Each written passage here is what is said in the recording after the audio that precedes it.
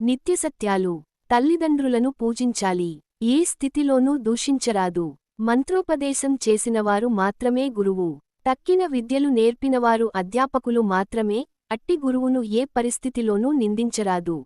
ఆయన ఎదురుగా కాళ్ళు చూపి కూర్చోరాదు. భోజనం తూర్పు, ఉత్తర దిక్కులవైపు కూర్చొని చేయాలి. చిన్న పిల్లల్ని చూడ్డానికి వెళ్ళేటప్పుడు, అనారోగ్యవంతుల దగ్గరికి వెళ్ళేటప్పుడు, గుడికి వెళ్ళేటప్పుడు, గురుదర్శనానికి వెళ్ళేటప్పుడు, పురాణం వినటానికి వెళ్ళేటప్పుడు ఒట్టి చేతులతో వెళ్ళరాదు. ఏదో ఒకటి సమర్పించుకోవాలి. భోజనానంతరం ఎంగిలి ఆకులు ఎత్తే వాడికి వచ్చే పుణ్యం అన్నదాతకు కూడా రాదు. తల్లిదండ్రులకు నిత్యపాద నమస్కారం చేయడానికి మించిన ధర్మం, నిత్యాన్నదానం చేయడం కంటే మించిన పుణ్యం ఈ సృష్టిలో లేవు.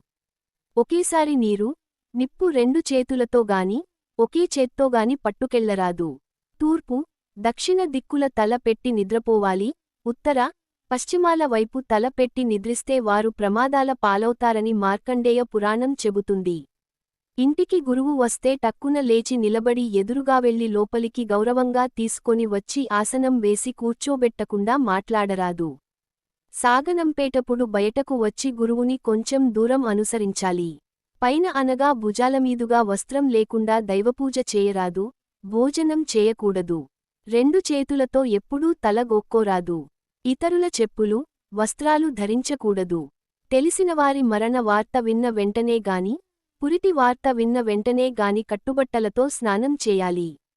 అన్నము తిన్నాక కంచంలో చేయి కడుక్కోరాదు. చేయి కడిగిన తరువాత ఆ చేతిని విదల్చరాదు.